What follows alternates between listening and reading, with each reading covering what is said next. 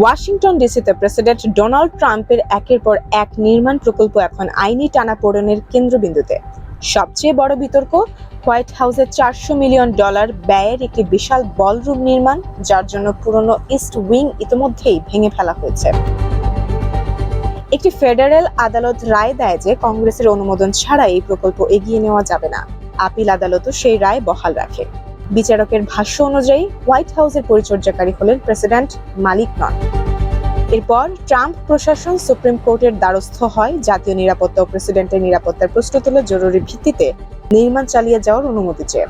প্রশাসনের যুক্তি, এই বেসরকারি অনুদানে তৈরি প্রকল্প থামিয়ে দিলে অসম্পূর্ণ কাঠামো আবহাওয়ার মুখে সুরক্ষিত থেকে যাবে। এটি নতুন কোনো ঘটনা নয়।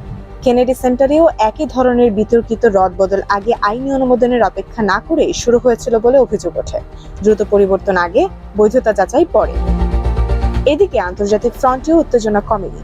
ইরানের বিরুদ্ধে মার্কিন নৌ অবরোধ চলছে, যাকে ট্রাম্প নিজের সাফল্য হিসেবে তুলে ধরছেন।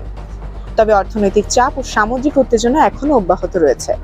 সব মিলিয়ে একটি স্পষ্ট প্রবণতা ফুটে উঠছে, প্রথমে সিদ্ধান্ত, পরে অনুমোদন।